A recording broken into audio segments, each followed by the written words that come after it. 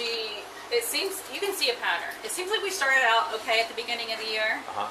And then she started doing some payroll theft where she was running. Welcome to Fraud Criminals, where we dive deep into the most shocking and dramatic stories of deception, betrayal, and crime. It was a seemingly ordinary day in Florida when a family-owned business stumbled upon a financial anomaly that would change everything. During a routine audit, they uncovered a staggering $50,000 missing from their accounts. The culprit? A trusted manager and a member of their own family. Yes, you heard that right. This wasn't just an employee. This was someone they had welcomed into their inner circle. The betrayal was personal, and the stakes were high. How could someone so close to them orchestrate such a calculated scheme? The answer would soon unravel in a way no one could have predicted. If you're ready for a story filled with greed, betrayal, and ultimate justice, hit that subscribe button and join us as we unravel this twisted tale. Let's get started. I'm going to go through this real quick with you here. This is what I have so far. Okay. Looks like I've got a log here of some stuff here. Yeah, that was her mileage log because she was authorized to give herself reimbursements for her mileage. I think it was like 57 cents per mile if she had to run to the bank or things like that. But the reason I included that is because she was giving herself a lot more than just what she was authorized to give. Okay. So that's why I included that. And then I have copies of looks like some bank statements. Those look like her paycheck stubs, a year's worth of paycheck stubs, because she was doing some theft through there also. It seems, you can see a pattern. It seems like we started out okay at the beginning of the year. And then she started doing some payroll theft where she was running extra hours or she was giving herself a lot of reimbursements. She even piddled around with some bonuses. Like she was just cushioning her paychecks a lot and it was very consistent. Is it okay if I sit down? Yes, please sit down. So it was very consistent. As investigators dug deeper, the layers of deception began to unravel. The suspect isn't just stealing, she was methodically exploiting her position. Unauthorized bonuses, manipulated payroll records, and even company funds funneled directly to her personal credit card. Each transaction was a calculated move, a step further into a web of lies. But no scheme is foolproof, and every criminal leaves a trail. I got. Oh, sorry, go ahead. What I'm going to do is I'm going to go ahead and, since I have you both here, I'm going to swear you both in. You want to raise your right hands. You solemnly swear in front of the statement about to give you the truth, the whole truth, and nothing but the truth. Yes. Okay, great. Okay, she started when? February 10th, 2020. And what was her position? Bookkeeper, clerical, Office assistant. Office, yeah. How much do we think at this point is at a loss because of her theft or her unlawful activities? Okay, so we were... And when did it start from, when did it end? So, she started stealing through payroll. I want to say that was maybe June of 2022. Okay.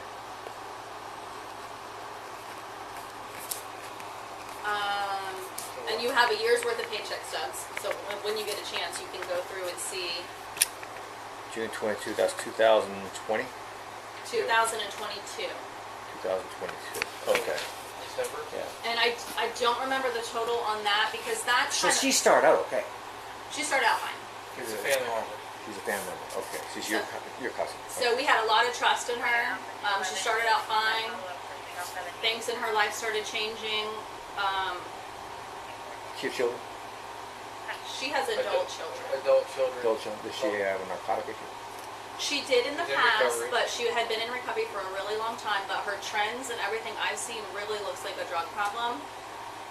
But I almost feel like it was just an addiction to the stealing.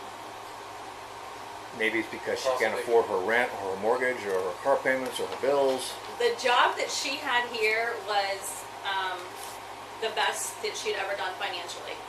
She was able to build credit. She was able to purchase a house. She had a lot of stability that she had never had before. But in her personal life, she got into a relationship. She started dating a woman and she had not dated for a really long time. And the woman was younger than her, and I think she tried to provide a certain lifestyle, or it appeared to have a certain lifestyle. With the person she was. Yeah, because you can see the trend of when she started dating that woman to when the theft started, and when everything at work started to change. She started having a lot of anxiety, and she had to start leaving a lot. She started having medical problems. That went on for a while until we finally noticed in December the credit card theft. And that's a big number. That's like $37,000. And when did you first? How did you discover that? Going through your books, going through your ledgers, going through. Yes, We just noticed that the account was getting low in an area where it never goes down to. So he mentioned it to me that his account was looking a little low, and so I logged into his bank account and looked, and I right away saw a payment. It said Capital One, and it was very strange. And so I started questioning him. I'm like, did you give her permission to make one of her personal credit card payments? And he said, no, absolutely not. So he called her. She happened to be out on vacation. It was like Christmas week. And she was like, I don't know what that is, Dwayne. I'll look into it when I get back to the office or something like that. And then we came to the office that day, and I just happened to type her personal name into our bank account where you can do a search. And that's when multiple transactions popped up for 3 different credit cards. The only thing that's hard for me to determine is her overtime pay for the year. She gave herself $11,058 in overtime pay for the year. Ooh. There could have been a little bit of overtime pay for the year. She was responsible for tracking her own hours. She didn't clock it. It was just like an honor system. So I don't know how much of that is theft. So that's going to be where we're going to have a little. We're going to have probably a little bit of an issue with that. The person that replaced her works about 32 hours a week efficiently. She's paying herself 50 to 52 hours every week consistently for the whole last half of the year. I understand there's not a lot we can do about that. Yeah, I think the payroll part's going to be a wash. I don't know if it's going to be a wash. But it's going to help show the trend when it started, like where she was doing the payroll theft, and then when my daughter came in to do payroll, she couldn't steal payroll. She couldn't do the payroll theft anymore, and then she moved into the stealing from the credit cards. Okay. And you can see that we can see your dates clearly from the time you can see that when she was stealing through payroll, the date our daughter started, which was like mid-October, payroll theft immediately stops, credit card theft immediately starts until the day we catch it. So why do you think she went to that? Do you think she used?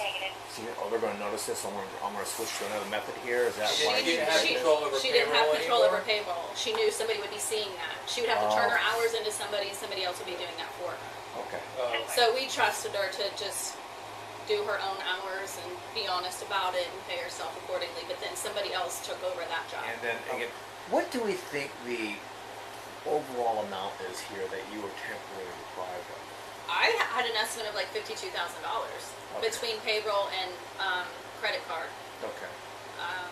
So you did mention to Officer Taylor that she did openly admit doing this? Well, we had an audio of her admitting that we shared with Mr. Taylor.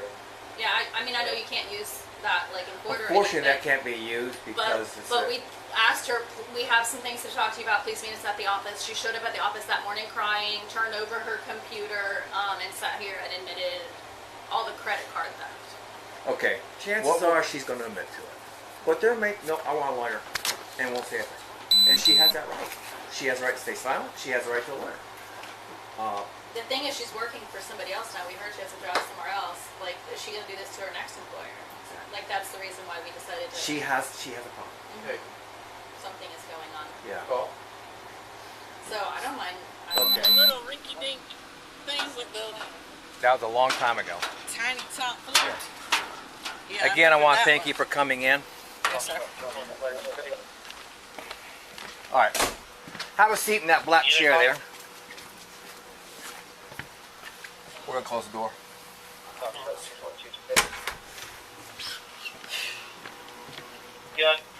All right. First of all, I want to thank you for coming in, Miss Keating. You're not under arrest. You're not going to jail. But for your information, I just need to inform you some rights, okay? So, just because you are being investigated on a concern. All right, again, I'm a retired detective. I'm Holly Hill. I keep saying, detective, but I'm Officer Joe with the Benell PD now, and I want to inform you of your rights. Again, you're not under arrest. We're not going to, you're gonna go home tonight. Good. All right. First of all, I want to thank you for coming in, Miss Keating. You're not under arrest. You're not going to jail. But for your information, I just need to inform you some rights, okay? So, just because you are being investigated on a concern. All right, again, I'm a retired detective. I'm Holly Hill. I keep saying detective, but I'm Officer Joe with the Benell PD now, and I want to inform you of your rights. Again, you're not under arrest. We're not going to, you're gonna go home tonight. All right. First of all, I want you to go ahead and raise your right hand for me. Do you solemnly swear and affirm the statement you come in about to give will be the truth, the whole truth, and nothing but the truth? Yes, sir. Okay, thanks. All right. You have the right to remain silent. Anything you say may be used as evidence against you. You have the right to talk to an attorney or have him or her with you now or any time during questioning. If you do not afford an attorney, one will be appointed to represent you. If any time you were stopped talking or have an attorney present, all questions will be stopped at your request. You understand these rights? Yes, sir. Okay, you okay? Talk to me. Actually, no, because I'm not exactly 100% sure what this is. I know when you asked me on the phone yesterday, I was just walking out of work and there was a couple other people following out the door, and I wasn't getting into it. Okay. But I did call. We have a hotline at work, and I called, and they advised me not to answer any questions, find out what it actually was about, and then contact them again, so that if I do need an attorney, they know how to, best assign which way to go, what I need, and who to, give me. Okay. So you choose not to talk. Correct. All right. Well, I can't really share much more. Okay. All right. I will tell you this. It is a criminal investigation. I already know what happened. I already know about the credit cards that you paid off. Okay, then I know what it is. Yes. Okay, so I know how to advise the attorneys. And it's more payroll, Okay. commissions, bonuses, stuff like that. So, all right. So I am not going to take any to do further on that. But That helps me to know what to tell them. But I have your phone number, so Yes, sir. If there's anything that we need to reach out to you for, Yes, sir. will you respond back? Oh, yes, sir. Okay. Yes, sir. Yeah, they told me definitely show up because that, I gave my word that I would be here and that I needed to show up. Okay. Well, that's good. I mean, what we try to do in a case like this, we try to get your side of the story because Yes, sir. all I have is their side of the story. Now, they've been told not to reach out to you. They've been told, and I'm asking you not to reach out to them. Yes, right sir. now, it's a criminal investigation, so Okay. that's what's going there. And, I don't know if you have any questions for me. No, sir. It's an ongoing case. Again, it's not looking really good for you. That's why I want to talk to you. I want to feel what was behind it and everything else. But again, I can't compel you to speak, and I told you, you're free to leave, you're free to not speak, you're free to get a lawyer and everything else. Anything else? When confronted, she refused to cooperate, choosing instead to take her chances in court, but the evidence was overwhelming. In the end, justice was served. She was found guilty and sentenced to 24 months in prison. Was the punishment fair? Some might argue it was too lenient for the betrayal of trust and the financial devastation left in her wake. What do you think? Let us know in the comments below. And that's the story of how greed and betrayal led to a stunning downfall. If you found this video as gripping as we did, don't forget to like, share, and subscribe to Fraud Criminals for more jaw-dropping stories of crime and consequence. Stay curious, stay vigilant, and remember, the truth always comes to light. See you in the next video.